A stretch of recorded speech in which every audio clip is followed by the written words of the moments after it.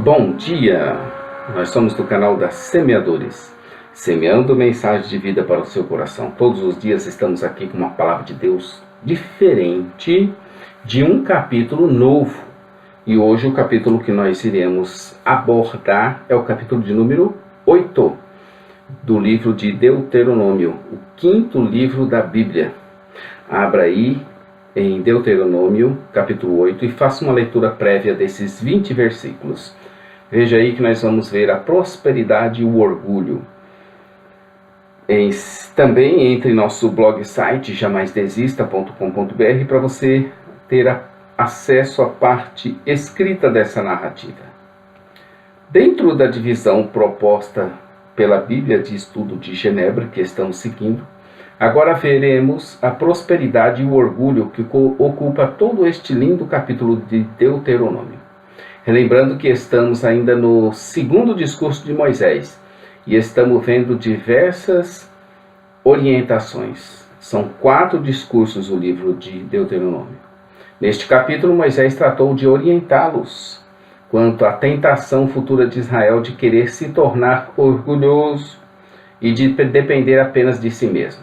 Ele está lembrando aos seus ouvintes, os da segunda geração, porque o da primeira geração já tinha morrido, ele os está lembrando das provas quais a nação havia sido submetida no deserto, sendo que as dificuldades enfrentadas no deserto haviam servido para lhes mostrar que a nação somente poderia ter sido bem-aventurada unicamente pela misericórdia de Deus. Ah, se não fosse a misericórdia de Deus! Quando ao povo de Israel no deserto, se não fosse a misericórdia de Deus, já há muito teriam eles sucumbido. Moisés lhes fala logo no início sobre os mandamentos. O segredo deles e da força deles estaria em guardar esses mandamentos, para cumprir, e assim também viver, multiplicar, entrar e possuir a terra. Possuir uma terra que o Senhor jurou a seus pais dar a eles. Era como alguém com grande poder, forças e riquezas, que dissesse para outra pessoa: eu sou o dono de tudo, e quero te dar a ti essa terra. No entanto, quero que guarde meus mandamentos para os cumprir. Agora vá e multiplique e viva, entre e tome posse do que estou te dando. O Senhor de fato é o dono de tudo, e de todas as coisas, e Ele é também o juiz, o autor da vida. Nós somente estamos aqui porque Ele quis, e nos sustenta até o dia que Ele entender que basta. Deus de fato os humilhou para saber o que estava no coração deles, mas não para o conhecimento de Deus, antes para que o coração deles ficasse exposto diante deles mesmos. Jesus, quando esteve para multiplicar os pães, escolheu um discípulo, Filipe, e lhe fez uma pergunta, mostrando-lhe toda aquela multidão: onde compraremos pão para eles comerem? Diz a palavra de Deus que Jesus sabia o que ia fazer, e fez isso só para experimentar a Felipe e os demais. Deus sempre sabe o que irá fazer e como Ele irá fazer, mas nos prova, não para conhecer nossa reação, porque Ele já conhece tudo, mas para que nós conheçamos a nossa própria reação e assim Ele possa então nos curar. Os problemas acabam servindo para revelarem o que anda passando em nossos corações e em nossas mentes, mas não para Deus nos conhecer, pois Ele não precisa de nos conhecer, porque já nos conhece. Antes, para que nós vejamos o que há dentro de nós mesmos, e ao sermos expostos, e ao serem expostas essas nossas fragilidades, possamos tomar conhecimento de que somente Deus pode nos ajudar. Eu tive uma experiência, um dia desses, quando eu fui pregar em uma igreja e senti uma agonia terrível, a ponto de quase desistir de pregar. E eu senti Deus falando comigo, claramente, dizendo que eu estava sendo provado por aquele sentimento. E pensando, por aquele sentimento e pensamento terrível, que não me largava. Entendi então claramente que ao passar por aquilo me veio à tona coisas terríveis que eu precisava conhecer e que estavam em meu coração me contaminando e minando as minhas forças.